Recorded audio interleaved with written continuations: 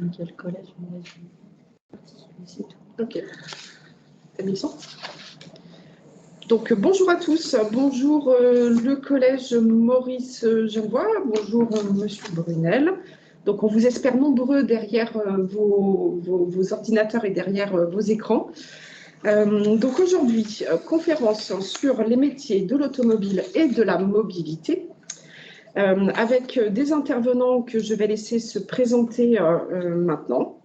Voilà, donc un certain nombre d'intervenants représentant de lycée, de CFA, mais aussi une jeune apprentie qui nous parlera de son parcours dans ces métiers de l'automobile. Donc, je vais vous laisser vous présenter et puis ensuite, je vous laisserai la parole pour présenter chacun votre domaine. Oui. Bonjour, donc moi je m'appelle Isabelle Forgeron, je suis responsable des ateliers du lycée Grégoire à Soyaux, le lycée des métiers de la maintenance des véhicules, transport et logistique. Et je reparlerai tout à l'heure des formations de Jean-Albert Grégoire. Bonjour, je suis Benoît Mijon, je suis le directeur général de l'enseigne TVI, Technique Véhicule Industriel, une enseigne qui répare des camions et distribue la pièce détachée multimarque partout en France. Bonjour, je suis Monsieur Lamaison, je suis formateur au lycée Jean-Albert Grégoire au niveau du poids lourd et de l'auto aussi. Voilà. Bonjour, je suis Yvan Mona, je suis directeur du centre de formation d'apprentis CCI Charente Formation à l'île d'Espagnac et je suis également le responsable du pôle technologie qui intègre les filières de l'automobile. Bonjour, moi c'est Léa Gazon, je suis apprentie en mécanique dernière année. Très bien. Donc, je vais vous laisser la parole. Chacun va pouvoir présenter un petit peu son domaine, son champ d'activité. Et puis, au fur et à mesure, donc n'hésitez pas à poser vos questions soit dans le chat, soit à la fin. On vous donnera la parole en activant vos micros pour que vous puissiez poser vos questions. Alors, je démarre. Vous démarrez le lycée Jean-Grégoire. Donc, le lycée Jean-Albert Grégoire, qui est donc situé à Soyaux, forme des élèves sortis 3e en bac pro maintenance auto ou voiture particulière, maintenance moto et maintenance véhicule de transport routier. Ça veut dire que si vous aimez la mécanique auto ou moto ou poids lourd, vous pouvez postuler à la famille des métiers maintenance des véhicules à la rentrée dans vos vœux d'orientation. Voilà, donc ça, ce sont les formations de Jean-Albert Grégoire. Et les collègues autour de la table vont vous parler plus particulièrement de ce qu'est la mécanique.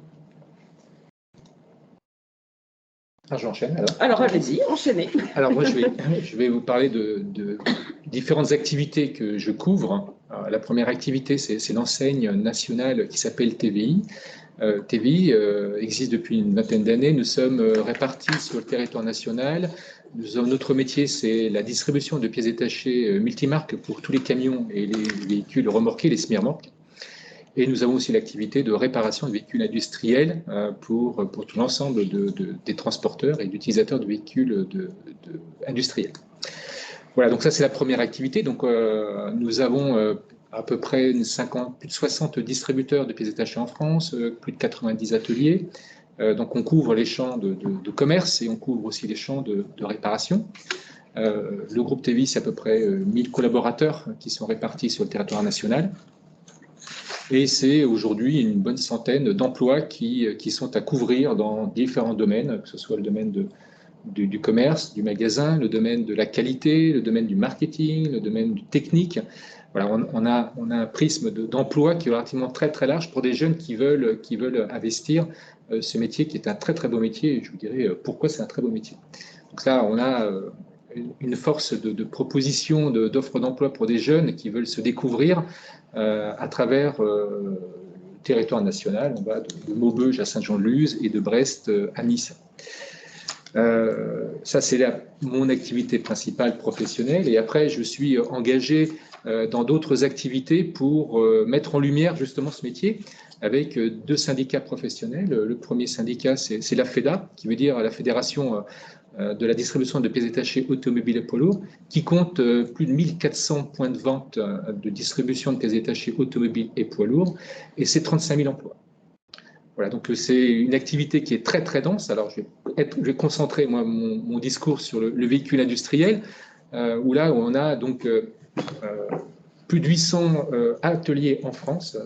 Souvent les jeunes connaissent les grandes marques, Renault, Renault Trucks, Scania, Mercedes, Volvo, etc., mais ne connaissent pas qu'il existe à côté un univers de multimarques, donc qui répare toutes les marques de camions. C'est 800 ateliers en France qui sont répartis et pour lesquels chacun cherche forcément des techniciens, des collaborateurs pour pouvoir réparer le véhicule industriel. Parce que le camion, c'est vrai que c'est toujours embêtant de l'avoir sur la route parce qu'il freine la circulation, mais c'est un élément essentiel dans la chaîne de fonctionnement de notre pays. Déjà, pendant la période Covid, le pays a pu fonctionner parce que les véhicules ont pu livrer les industries. Mais surtout, c'est que nous consommons tous des produits par Internet. Et si vous avez le produit chez vous, c'est qu'il y a bien un camion qui l'a emmené. Et ça, c'est un élément essentiel. Et ce n'est pas forcément un véhicule polluant. Au contraire, c'est la technologie du véhicule industriel. Le camion, c'est un véhicule qui fait énormément d'efforts sur les émissions de gaz, enfin le traitement des émissions de gaz. Et c'est un véhicule qui en technologie qui est très, très pointu.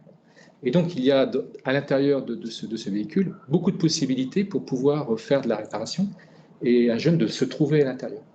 Donc là, c'est le métier de la FEDA de mettre en lumière notre profession qui offre énormément de possibilités d'emploi.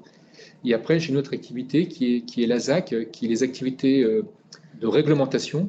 Ça fait que sur un camion, il y a une boîte noire qui enregistre les données du véhicule.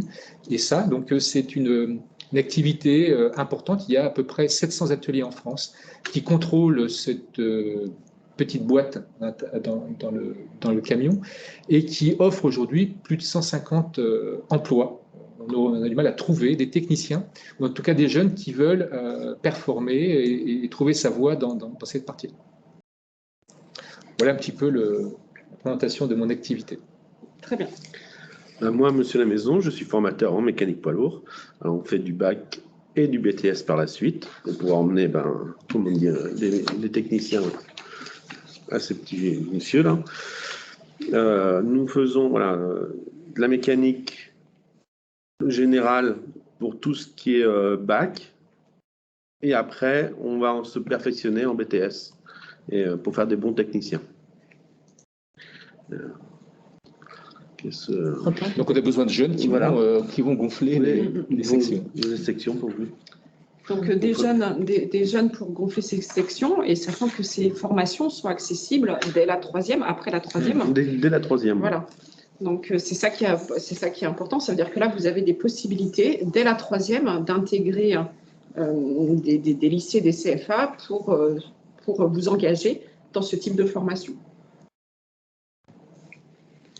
Très bien. Monsieur Bonnat. Bon, alors, notre établissement CCI Charente Formation est un établissement de formation par l'apprentissage. Donc, l'apprentissage, c'est un statut un peu particulier qui est offert aux jeunes à partir de 15 ans et qui associe une formation en CFA et une formation en entreprise. Pour le domaine de l'automobile, nous avons sur les 1200 apprentis, environ 200 apprentis qui réalisent une formation dans le domaine de l'automobile. Parmi les 6 formations disponibles, nous avons des CAP et nous avons des bacs, ainsi que quelques titres professionnels comme le contrôleur technique automobile que tout le monde connaît. Quand on a un véhicule, on le fait contrôler tous les 2 ans. Mais aussi des formations, des titres qui permettent de prolonger, de se professionnaliser au-delà du bac. 2 grands métiers, 2 aspects dans la formation automobile. La partie mécanique, électricité, où nous avons CAP et bac, avec 2 ateliers disponibles, des formateurs aguerris et compétents pour accompagner les jeunes dans leur professionnalisation. Et un autre aspect, c'est la partie carrosserie et peinture qui revêt d'autres qualités, d'autres méthodes, d'autres outils et qui permet de former environ 60 jeunes parmi les 200. Donc, on a 2 plateaux techniques, un orienté mécanique, électricité, et un autre carrosserie, peinture.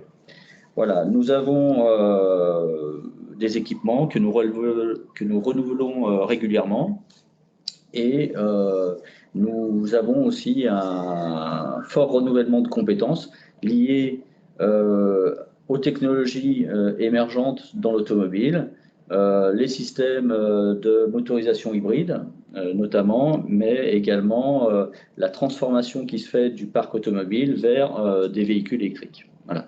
Et je suis venu pour que vous puissiez échanger avec quelqu'un qui a un peu d'expérience, qui il y a quelques années se trouvait dans votre situation, collégienne en 3e, Léa Gazon, qui peut témoigner de son parcours de formation en apprentissage qu'elle a entamé il y a 3 ans. Elle est en fin de cycle puisqu'elle est en terminale du bac pro maintenance des véhicules, et n'hésitez pas à lui poser des questions. Voilà, Léa, la parole est à vous. Donc moi, à ma sortie de 3e, enfin quand j'étais en 3e, j'ai décidé de faire plusieurs stages, savoir si c'est vraiment ça que je voulais faire. Ensuite, après ça, je me suis renseignée auprès de la CIFOP, savoir si je pouvais partir sur un apprentissage 2 ans. Et le patron chez qui j'étais m'a conseillé de faire un CAP, que j'ai donc fait. Et ensuite, j'ai dû changer de patron pour certaines causes. Et l'autre patron avec qui je suis actuellement m'a proposé de partir sur un bac 2 ans que j'ai effectué. Et là, je suis en train de le terminer. C'est pas parce qu'on est une fille qu'on ne peut pas faire de mécanique. Ça, il faut vraiment le dire, parce qu'il y a des jeunes filles qui ont extrêmement peur. Faut savoir qu'il y a des patrons qui sont beaucoup réticents par rapport à ça. Tu es une fille, tu dois faire secrétaire et tu dois pas monter des pneus. C'est pas du tout ça, c'est que c'est pas le bon, et puis il faut aller chercher ailleurs. Oui, donc là, Alors, en fait, ça l'est aussi dans le véhicule industriel. C'est que le véhicule industriel, les femmes, enfin les filles sont aussi bien accueillies. Au contraire, elles ont aussi une véritable place. Et il y a des secteurs d'activité en mécanique, mais aussi dans la partie électrique, dans le contrôle. On a des femmes qui rejoignent la section véhicule industriel. Il y en a aussi des femmes qui viennent aussi dans la vente de pièces détachées, dans le service. Voilà, c'est un métier qui est extrêmement ouvert. Voilà, c'est pas forcément un métier, on peut considérer des fois c'est un métier sale, ce qui n'est pas, c'est pas le cas. On travaille dans des environnements propres, avec des équipements propres, des systèmes de levage pour pouvoir accompagner la personne à manipuler les pièces qui peuvent, dans certains cas, être lourdes. Donc, c'est un environnement qui, aujourd'hui, est apprêté à tout jeune, que ce soit garçon ou fille. Et en plus, quand il y a des filles, il y a une bonne entente. Une bonne ambiance dans la classe. Et il y a une bonne ambiance, et ça fait progresser le groupe, en général.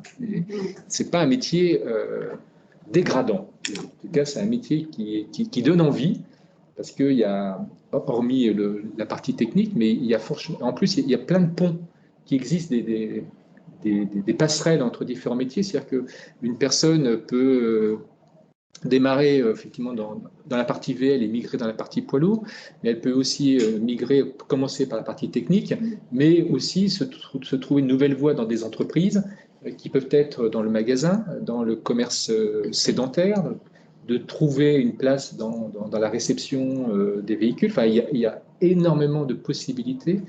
Et c'est aussi un ascenseur social. C'est-à-dire qu'un jeune va trouver dans sa formation une évolution de carrière tout à fait possible dans plein d'entreprises, que ce soit automobile et poids lourd.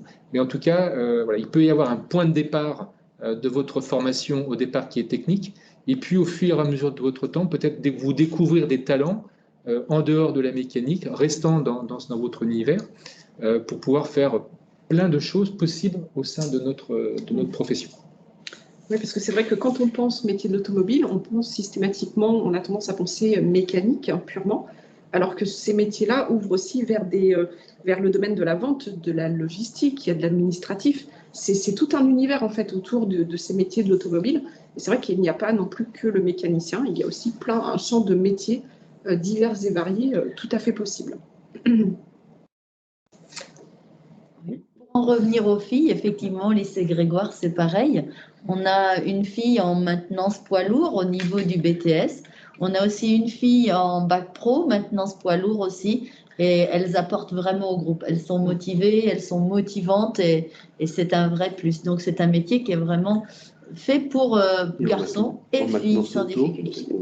Et en maintenance auto, oui, aussi, on en a une aussi qui a fait un parcours brillant entre du scolaire et de l'apprentissage et qui réussit brillamment, ça c'est sûr.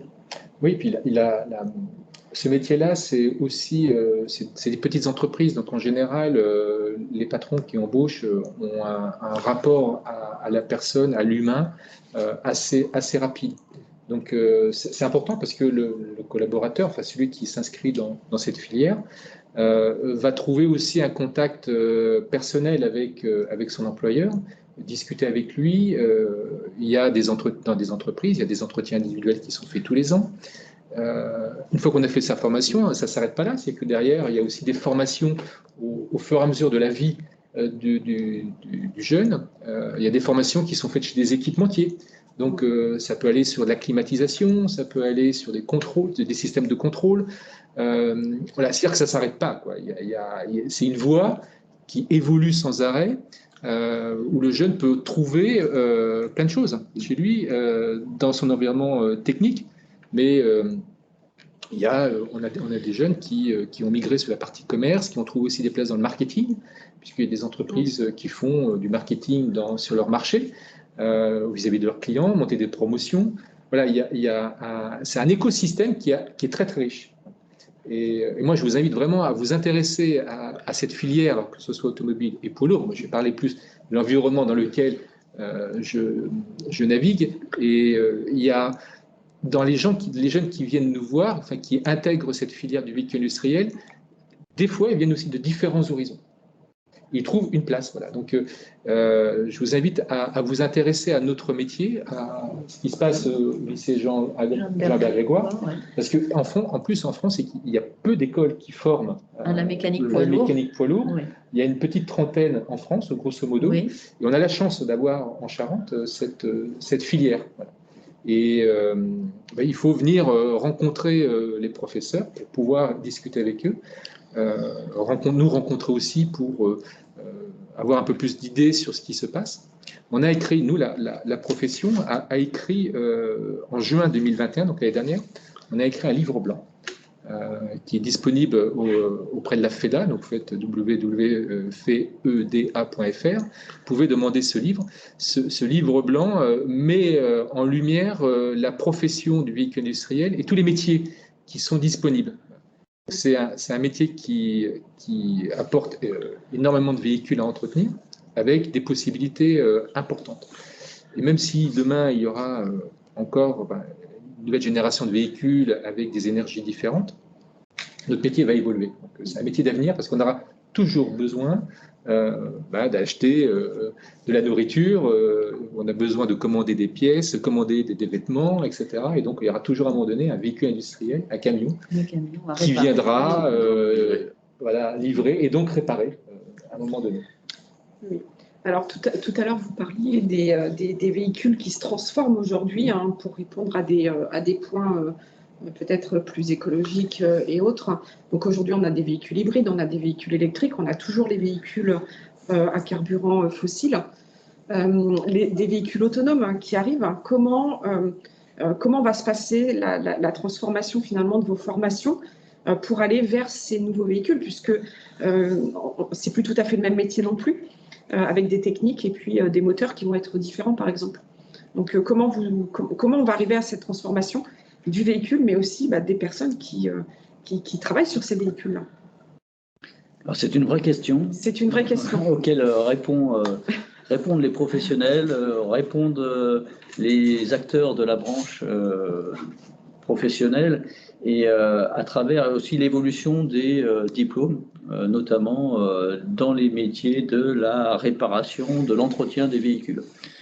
Un véhicule, c'est quand même toujours, et ça restera, quelque chose qui roulera sur 2 roues, 3 roues, 4 roues, voire plus, qui sera animé d'un système de propulsion qui, lui, aura une énergie qui est aujourd'hui majoritairement une énergie d'origine carbone, hein, que ce soit du gaz naturel, que ce soit du carburant diesel, que ce soit du carburant bioéthanol ou que ce soit du carburant essence. Il y a toujours des chaînes carbonées à la base et c'est de la chimie de la combustion. Mais on voit effectivement, associé à ces motorisations, ces groupes motopropulseurs, exclusivement fonctionnant à base de carburants fossiles ou d'origine de la biomasse, une offre nouvelle qui est celle des véhicules fonctionnant à base d'électricité ou d'hydrogène. Voilà. Donc il y a une vraie évolution qui se fait progressivement, mais à un rythme peut-être plus soutenu que celui que nous avions imaginé au départ, avec l'apparition, on peut dire aujourd'hui massive, des véhicules électriques. Néanmoins, un véhicule électrique, ça reste un véhicule qui roule sur 4 roues, qui a un système de freinage, qui a un système de suspension, qui a un système de direction, qui a un système de gestion du confort des passagers, de climatisation, de chauffage, et s'y ajoutent aussi tous les systèmes embarqués liés à la sécurité et au positionnement, voire à l'autonomie du véhicule, pouvant même se suppléer à remplacer tout ou partie du conducteur. Et c'est ce qu'on appelle le véhicule autonome. Alors tout cela, c'est une évolution qui se fait par rupture technologique. Et on voit apparaître effectivement des vraies nouveautés qui demandent effectivement à ce que les futurs salariés travaillant dans ces branches soient formés. Alors, initialement, avec des outils de plus en plus informatisés. Léa pourra témoigner, aujourd'hui, un diagnostic sur un véhicule, on le fait avec un calculateur, en se branchant sur le calculateur avec une tablette, un PC, et on est en dialogue homme-machine via cette interface-là. Ça continuera à évoluer, et notamment, ce que monsieur indiquait, les constructeurs continueront à former, pour accompagner les évolutions technologiques de leurs véhicules, continueront à former leur réseau d'intervenants techniques, puisqu'on ne peut pas être formé à toutes les technologies lors de sa formation initiale. On est formé aujourd'hui tout au long de la vie, par les fournisseurs, par des réseaux de constructeurs, voilà, les équipementiers qui participent à ce que ces évolutions technologiques intègrent l'ensemble des véhicules particuliers, mais également les véhicules de type de transport routier. Donc, c'est évident qu'on prépare les jeunes avec un background, enfin, des connaissances de base du meilleur niveau aux technologies actuelles, mais les technologies évoluant et continuant à évoluer, ces jeunes auront un champ d'évolution possible et nécessaire pour accompagner leur développement de carrière professionnelle qui sera bien présente tout au long de la vie. Oui, c'est en fin de compte, on aura toujours besoin de se déplacer. Alors déjà, les nouveaux véhicules, les nouvelles énergies, c'est dans le temps que ça va se passer. C'est-à-dire que l'automobile, c'est à peu près 35 millions de voitures, donc il n'y aura pas une révolution à l'instant T du nombre de véhicules. Il y aura toujours des énergies fossiles et des nouvelles énergies. Il y a quand même déjà un parc à entretenir qui va durer dans le temps. Dans le véhicule industriel, c'est à peu près 1 million de camions, enfin camions et semi-remorques, qui circulent. Et donc, le temps que les nouvelles énergies arrivent, il y a quand même déjà de l'entretien à assumer. Donc, c'est un marché qui existe et qui existera, qui va forcément muter avec des nouvelles compétences, de nouvelles connaissances au fur et à mesure de la vie. Mais je crois que, pour moi, le point essentiel, c'est de donner aux jeunes que le métier manuel a une véritable valeur. C'est-à-dire qu'il n'y a pas que les métiers de service, d'aller que sur du BTS ou du Bac plus 5 pour faire le travail. C'est-à-dire que le métier manuel est une véritable valeur où chaque jeune peut trouver sa voie et qui n'est pas dévalorisant. Au contraire. Voilà, au contraire. Et je crois que dans les situations actuelles que nous sommes, on voit bien que les métiers manuels reviennent sur le marché. On n'a jamais eu autant besoin de réparer son vélo, alors qu'auparavant, on avait négligé cette partie-là. On n'a jamais autant utilisé la trottinette, donc il faut bien les réparer. Et pour la réparer, il faut des jeunes, des gens qui utilisent leurs mains et aussi leur cerveau. Voilà, il y a un ensemble, c'est un métier qui porte des valeurs, qui apporte un avenir, qui n'est pas dégradant. Et en plus, c'est un métier qui, dans certains secteurs, on gagne très bien sa vie.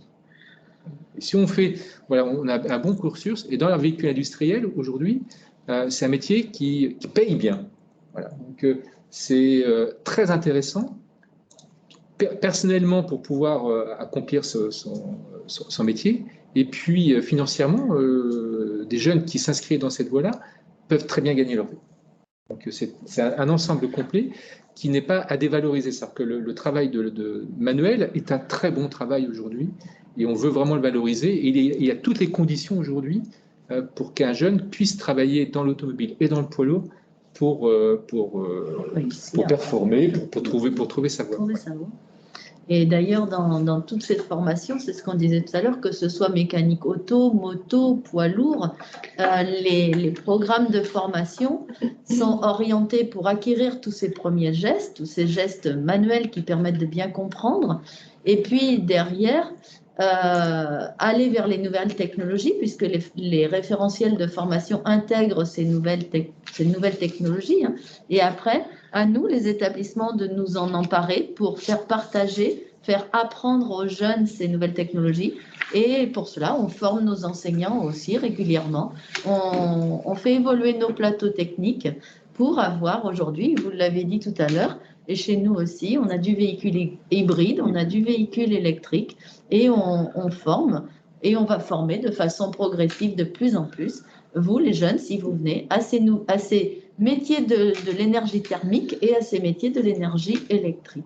Voilà, on est vraiment tous là. Donc, si vous avez envie de découvrir ces métiers-là, ou vous y sentez l'envie, ben venez nous voir sur le FOF pour aller voir la CCI Charente Formation, des formations qu'ils ont, le lycée Grégoire, ce qu'on fait aussi, et puis après, derrière, revenir voir aux portes ouvertes ou en mini-stage.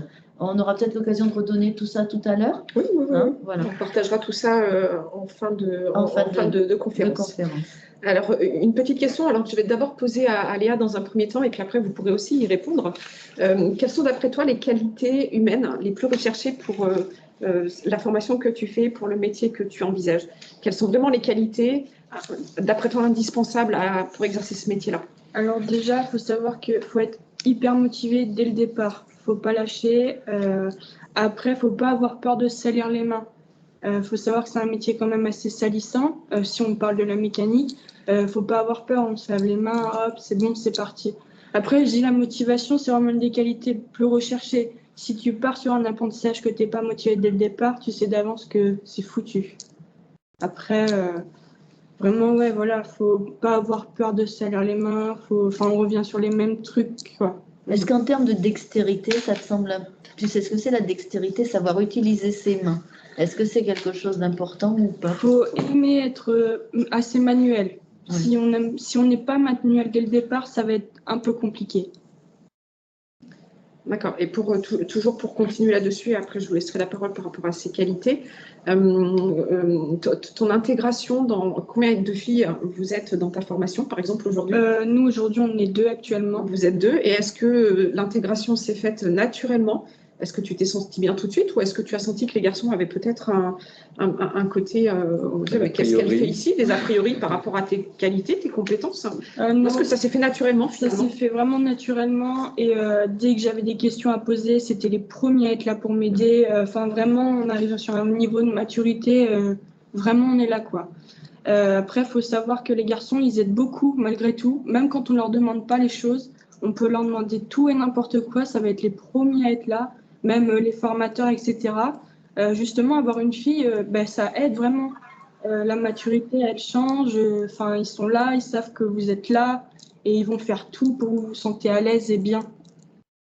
C'est vrai, chez nous aussi, ça se passe comme ça. Alors, ce qui est important, c'est que vous signaliez les qualités des personnes, des jeunes qui sont nécessaires finalement pour épouser ces formations. Léa l'a dit, il faut la motivation. Voilà, c'est une qualité, mais je pense que c'est vrai dans tous les métiers. Quel que soit le Voilà. métier, quelle que soit la formation. Motivé, Ouais. Manuel, méticuleux, et aussi avoir un esprit assez bien organisé, être respectueux aussi des règles de sécurité. Hein, on vient au travail, il est essentiel de se mettre en sécurité et on n'est pas un chien fou au milieu d'un atelier, on est respectueux des règles et on les applique, voire on les améliore pour éviter de se faire mal en entreprise. Et s'agissant des garçons, leur qualité se développe, et Léa l'a évoqué, au contact des filles qui, effectivement, n'ont pas forcément la force physique d'un garçon. Et il y a une sorte de collaboration naturelle qui va se développer entre les garçons et les filles. Et ça va participer aussi du développement des qualités humaines de ces garçons qui vont avoir un esprit d'entraide, développer un esprit d'équipe, de coopération dans des activités où les uns sont peut-être plus armés que les autres. Voilà. Et réciproquement. Voilà. Donc ça, c'est aussi à signaler.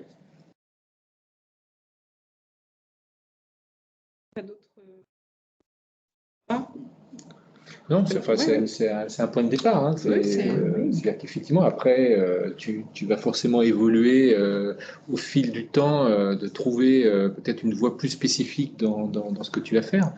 Parce qu'il y a la partie mécanique, puis il peut y avoir aussi la relation avec le client qui peut se mettre en place. Et c'est pour les jeunes aussi la possibilité d'affirmer une personnalité. Alors, des fois, quand on est un peu plus timide, bien, on va travailler peut-être sur des champs un peu plus techniques. Et puis, quand on a la possibilité d'être un peu plus alerte, eh bien, on va extérioriser son envie par des métiers, peut-être la réception du client, le suivi du client. Enfin, il y a plein d'opportunités derrière qui s'ouvrent à nos métiers de réparation et de distribution de pièces, qu'elles soient automobiles et poids lourds. Très bien. Alors, il y a une petite question du collège de La Rochefoucauld, d'un élève du collège de La Rochefoucauld qui demande quelles sont les matières dans lesquelles il faut être bon en troisième pour faire de la mécanique. Qui répond? Alors moi, je dirais tout. Alors, je vous laisse répondre. Moi, je veux bien répondre un petit peu. Oui, tout. Ça, c'est important. Il faut être bon en français, il faut être bon en maths, il faut savoir comprendre des consignes, il faut savoir expliquer, rendre compte de son travail. Il faut savoir calculer. Il faut savoir aussi comprendre les phénomènes en sciences physiques. On se rend compte aujourd'hui que sortie troisième avec un niveau correct partout, c'est très bien pour aller en bac pro. Si on a envie de poursuivre ses études, si on a un peu plus d'ambition et qu'on veut aller vers un BTS derrière, parce que c'est quand même aussi l'objectif recherché, tant qu'à faire, eh bien, il faut être meilleur en maths et en sciences physiques. Il faut savoir lire, écrire, ça c'est sûr, mais les matières scientifiques, c'est quand même un peu plus recherché pour réussir en mécanique. Oui, pour en comprendre les systèmes. Oui, et puis c'est que les systèmes sont très évolués. C'est ça, oui. C'est pas remplacer que des pneus et faire une vidange et remplacer des plaquettes de frein. C'est qu'on est en phase de véhicules avec des calculateurs. Et puis il y a la stratégie. Voilà, les scénarios, les stratégies, les bases essentielles de l'électricité, parce que la connectique est importante. Donc ça demande, c'est un métier. C'est pour arriver à acquérir les bonnes compétences, oui, il faut avoir comme de bonnes notions, en maths techniques, mécaniques, enfin, maths, sciences. Ouais. Par rapport aux énergies aussi, vous parliez tout à l'heure des moteurs thermiques, que tout ça, c'était de la chimie, et ben effectivement, faut avoir toutes les notions et toutes les bases en maths, sciences, chimie, c'est important. D'accord. Et l'anglais, alors dans tout ça, est-ce qu'on peut trouver des notices techniques aujourd'hui qui sont purement en anglais, qu'on ne trouve pas en français, et du coup avoir une maîtrise de l'anglais qui soit suffisante pour comprendre ces notices techniques, par exemple? Alors oui, c'est important évidemment aujourd'hui avoir de bonnes bases, au moins à l'écrit, parce qu'on lit souvent des notices techniques en anglais. On est confronté à cette problématique-là.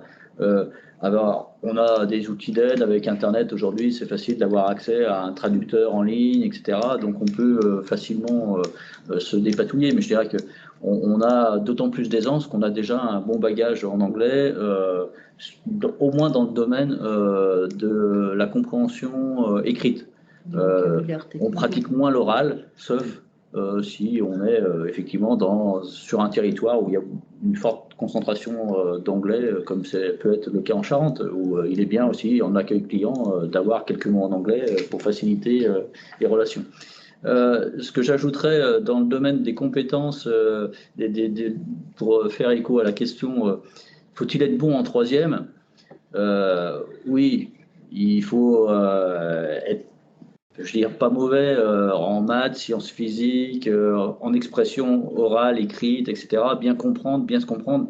Mais je veux dire, c'est pas non plus d'être le premier en maths, nécessairement. On a des jeunes qui, après un parcours peut-être un peu difficile en collège, tirent très bien leur épingle du jeu. Si le parcours de formation qui les amène, par exemple, à un bac pro, ils le font en 4 ans. 2 ans de CAP, voilà, pour vraiment consolider des bases, et on prend le temps, voilà, et on consolide les bases des enseignements généraux, hein, maths, français, physique, anglais, voilà, et on peut poursuivre avec un parcours de 2 ans en bac pro. Donc on prépare son bac pro, on prend le temps de bien le faire pour acquérir de façon solide les connaissances, les compétences en 4 ans. C'est possible. Comme on peut préparer aussi son bac pro en 3 ans. Donc, selon le niveau qu'on peut avoir en troisième, eh bien, on s'inscrit dans un parcours 2 ans CAP, puis 2 ans de bac, ou alors un parcours 3 ans du bac pro. Ça, c'est à discuter avec notre conseiller, et c'est selon aussi ce dont on se sent capable aussi. Voilà. Donc ça, c'est se jauger et savoir, c'est parfois aussi reprendre confiance après une troisième, en faisant une troisième, entre guillemets, pas très réussie, qui peut être un peu particulière. En plus, avec la période qu'on vient de traverser, c'est difficile parfois. Bon, bien, reprendre confiance avec une formation accessible qui se fait en 2 ans sur un CAP, qui permet de prolonger très facilement avec un bac pro. Ça peut être une très belle aventure de formation par apprentissage, notamment ou à la CCI Charente Formation. On a des jeunes qui réussissent très bien à faire un CAP, un bac pro, voire une poursuite d'études avec un BTS ou un titre professionnel. Ok. De toute façon, qu'on passe par un CAP ou un bac pro, il reste ce que vous avez abordé, donc un socle commun, donc avec des maths, du français et des matières un petit peu généralistes comme vous pouvez avoir au collège. Donc effectivement, toutes les matières doivent être travaillées de toute façon au bout du compte. On a parlé de formation liée plutôt aux véhicules camions, de formation liée aux véhicules automobiles, voitures. Est-ce que toutes ces formations sont accessibles en alternance, donc entreprise, ou est-ce que certaines sont plus conseillées en scolaire et puis d'autres plutôt conseillées en alternance? Est-ce que, par exemple, on peut retrouver de la mécanique camion en alternance? Oui. Voilà. Donc, moi, je veux bien répondre à cette question. Donc, les formations de mécanique, elles existent en Charente, à la fois en scolaire et à la fois en apprentissage. Vous, les jeunes qui avez envie de poursuivre en scolaire, les formations scolaires en Charente, elles sont au lycée Grégoire. Auto, moto, poids lourd, tout ça, la partie scolaire se fait au lycée Grégoire. Si vous voulez poursuivre en alternance, c'est tout à fait possible. Et à ce moment-là, en mécanique auto, je relaisserai la parole à la CCI Charente Formation, mais la mécanique auto en alternance, elle se fait à la CCI Charente Formation, ex-CIFOP, que vous connaissez peut-être mieux sous ce nom-là. Par contre, la mécanique poids lourd, je vous l'ai dit, elle est en scolaire au lycée Grégoire, mais elle est aussi en apprentissage au lycée Grégoire. Donc, on peut venir au lycée Grégoire faire de la mécanique poids lourd, soit en scolaire, soit en apprentissage. C'est deux classes différentes avec deux fonctionnements différents qui cohabitent sans difficulté avec des formateurs différents. C'est une philosophie différente. Et au lycée Grégoire, la formation, elle est en bac pro en 3 ans. Voilà, donc pour avoir plus de renseignements, il faut nous contacter à ce moment-là. Oui. Alors peut-être pour préciser, je pense que vous en avez discuté avec vos professeurs principaux, ça je n'ai aucun doute. Donc l'alternance, vous êtes et à l'école et dans une entreprise, alors que sous statut scolaire, c'est uniquement au lycée. Voilà, au lycée, la formation se fait au lycée et vous allez quand même en entreprise 22 semaines sur les 3 ans, puisque c'est en bac pro 3 ans et il y a 22 semaines en entreprise sur les 3 ans. Mais ça n'est pas de l'alternance. Voilà, le statut n'est pas le même en fait. D'un côté, vous restez lycéen, alors que de l'autre côté, vous devenez apprenti. Salarié. Apprenti salarié. Donc, ce n'est pas tout à fait le même statut, et notamment pour les vacances. Oui, pour les vacances. Voilà, oui. Questions souvent posées en fait. Oui, quand on est apprenti, on n'a plus de vacances, on cumule des droits aux vacances et les vacances sont données après par les patrons en fonction du temps durant lesquels vous allez travailler en entreprise. Mais c'est pas perdu. Mais c'est pas perdu. C'est aussi, attention, 35 heures par semaine, que ce soit 35 heures en entreprise, mais 35 heures sur le centre de formation. Et comme on disait, donc il n'y a plus vraiment de vacances au moins au départ. Et il y a du travail à faire tout le temps. Quand on est sur le centre de formation, bien on apprend les contenus théoriques qui vont aider à comprendre ce qui se passe en entreprise. Et quand on est en entreprise, on apprend les gestes techniques qui sont nécessaires pour se faire plaisir dans le métier et pour comprendre le métier. Voilà, donc c'est différent. Et attention, quand on est apprenti, on est bien salarié d'une entreprise. On n'est plus un lycéen. Si on n'est pas bien le matin, eh bien, quand on est apprenti, on va quand même travailler. Alors que quand on est scolaire, parfois, c'est plus facile. On reste au chaud. Mais non, là, c'est terminé. Et on devient salarié. Ça mérite peut-être d'en discuter avec papa et maman. Qu'est-ce que ça veut dire être un salarié? Parce que c'est vraiment très différent. Et quand on a 15-16 ans, qu'on sort de 3e, rentrer dans le monde des grands, dans le monde de la vie professionnelle, eh bien, c'est peut-être pas si évident que ça. Il faut vraiment prendre le temps de mûrir un projet vers l'apprentissage. Mais ils sont bien accueillis. Ils sont très bien accueillis, pas de problème. Mais c'est quand même différent. C'est différent, mais je pense que c'est effectivement quand un jeune choisit son cursus d'aller dans l'entreprise, il franchit un cap déjà, dans sa tête, il franchit un cap. Mais dans l'entreprise, ils sont très très bien accueillis parce que déjà d'une part, ceux qui sont dans l'entreprise, ils ont à cœur de transmettre. Il y a un véritable, je parle pour une grande partie mais moi tout ce que je rencontre dans le véhicule industriel, dans le réseau TVI par exemple, je peux vous dire qu'il y a un véritable accompagnement, c'est-à-dire qu'il y a un véritable tuilage. Le jeune, il n'est pas tout seul, quoi. Il n'est pas que dans la production, c'est-à-dire qu'il va vraiment apprendre son métier avec les autres. Et il va plutôt, je dirais même plutôt s'épanouir, voire même des fois s'épanouir beaucoup plus vite. Il ne faut pas brûler les étapes, non, parce qu'il y a quand même des choses à apprendre, mais la partie alternance, c'est un élément quand même assez fort.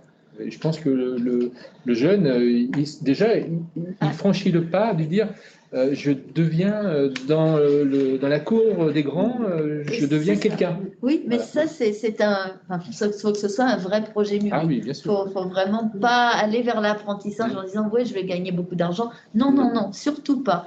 Il faut vraiment qu'il y ait une vraie démarche, une vraie envie, prendre le temps de discuter avec d'autres apprentis, discuter avec sa famille, avec d'autres jeunes apprentis, des entreprises pour monter vraiment son projet.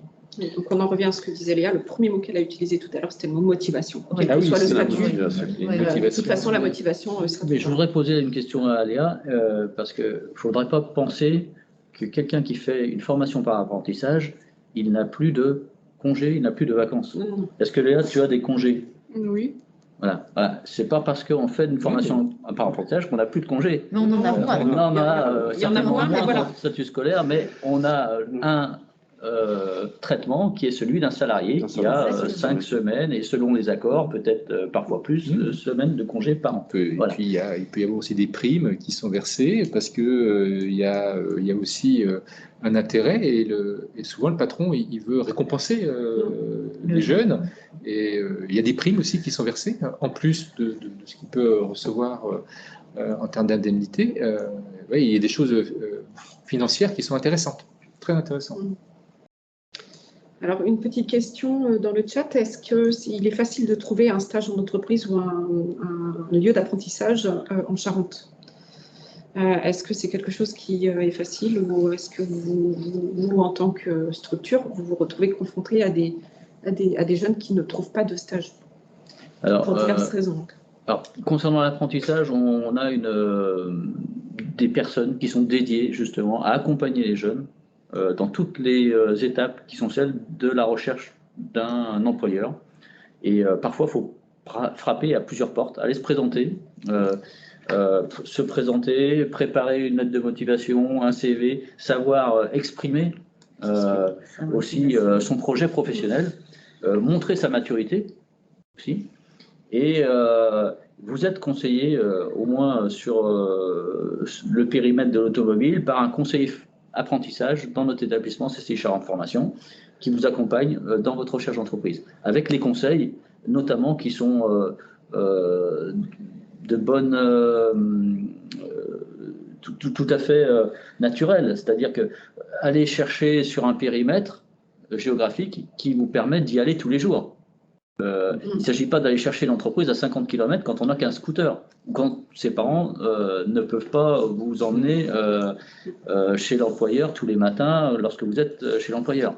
Donc, ce sont des règles finalement qui s'appliquent pour rendre la vie et l'apprentissage possible et réalisable dans de bonnes conditions pour le jeune et donc pour l'employeur aussi qui emploie ce jeune, parce qu'il est important que le jeune puisse arriver à l'heure tous les matins sans difficulté de transport notoire. Voilà. Donc on conseille ces jeunes et on les aide quand ils sont en difficulté pour trouver un patron, un employeur, on les aide, on les accompagne en leur donnant des conseils. Voilà.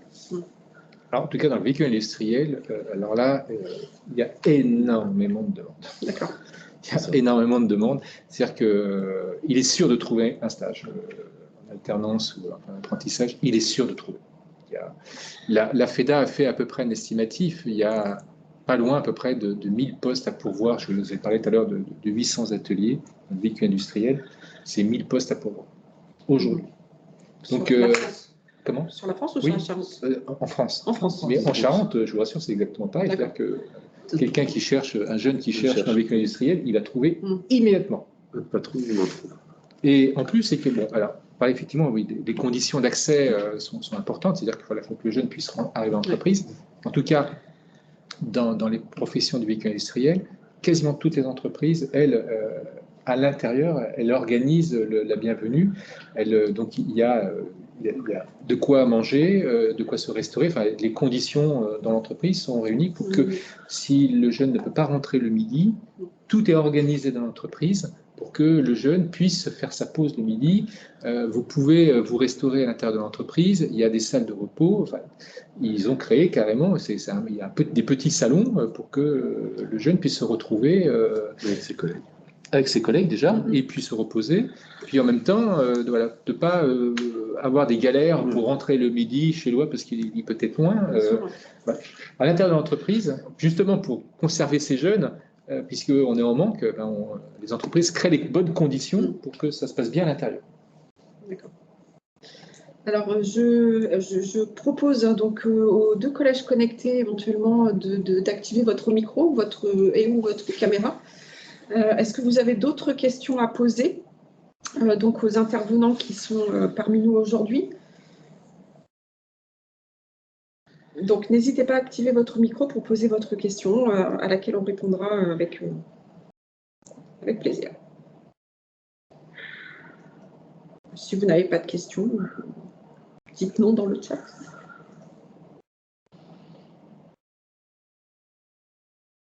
Pas de questions supplémentaires? J'entends quelqu'un. Bon. Eh bien, écoutez, je ne sais pas si vous avez quelque chose à rajouter. Si vous souhaitez conclure donc, cette conférence sur les métiers de l'automobile et de la mobilité, je vais vous laisser là encore la parole pour conclure là-dessus. Au niveau des élèves et des collèges, n'oubliez pas que donc, le FOF est aussi en présentiel demain et samedi. Donc, et vous pourrez retrouver sur les différents stands du FOF les différents organismes qui sont représentés ici aujourd'hui. Et la conférence sera aussi mise à disposition sur le site du FOF. Voilà. Je vous laisse conclure. Et puis, voilà. Ah, pas de micro, pas de caméra, mais vous pouvez poser la question dans le chat, du coup, si toutefois vous en avez encore à poser. J'en ai relayé une tout à l'heure, donc n'hésitez pas. Voilà. On va commencer à conclure, mais si vous avez une question qui arrive d'ici là, on y répondra bien évidemment. Qui commence? Léa, je pense que voilà, je pense que c'est toi qui vas conclure cette session et cette conférence sur les métiers de l'automobile. Moi, je dis foncez, faites le métier qui vous plaît, puis partez pas tête baissée, il faut vraiment y aller motivé, faites ce que vous avez envie. Très bien. Très bien. Vous voulez rajouter quelque chose peut-être? Oui, moi je vais rajouter quelque chose. On s'est beaucoup focalisé sur la mécanique. Il y a tout un pan d'activités sur l'automobile qui concerne la carrosserie et la peinture. Et là encore, on demande des personnes qui ont un talent et une envie de faire de belles choses. Parce que réparer une carrosserie, c'est passionnant. Réaliser une peinture réussie, c'est passionnant aussi. Et ça fait appel aussi à l'esthétique de la voiture. Et c'est tout un pan d'activité des métiers de l'automobile qu'il ne faut pas mettre sous silence, parce que ça fait partie aussi de l'automobile d'avoir des véhicules élégants, voilà, avec une belle esthétique. Et le mot de la fin, pour moi, c'est n'ayez pas peur dans ces métiers qui demandent d'utiliser ses mains avec intelligence.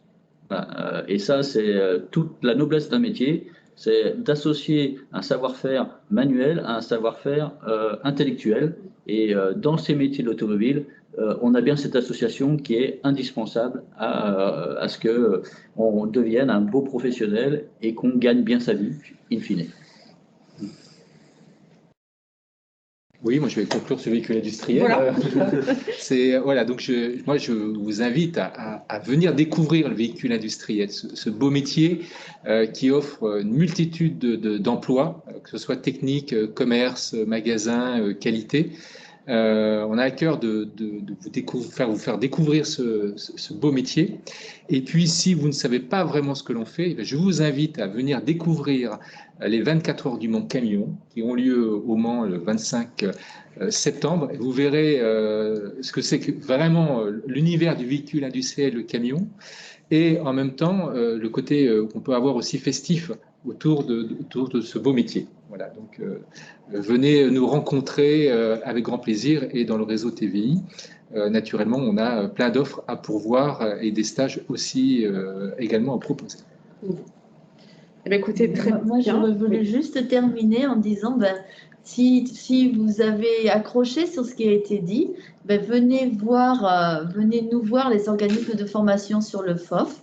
Et puis, concernant le lycée Jean-Albert Grégoire, vous pourrez venir voir en vrai de vrai ce que c'est que la mécanique auto, moto, poids lourd, le jour des portes ouvertes, le samedi 12 mars, entre 9h et 15h. Le lycée Grégoire sera ouvert et accueille tous les élèves de 3e ou de 4e qui voudraient venir préparer déjà en amont leur projet, venir voir un peu ce qu'est l'auto, la moto, le poids lourd, ce que c'est en vrai de vrai, comment sont faits les plateaux techniques, et discuter avec des élèves.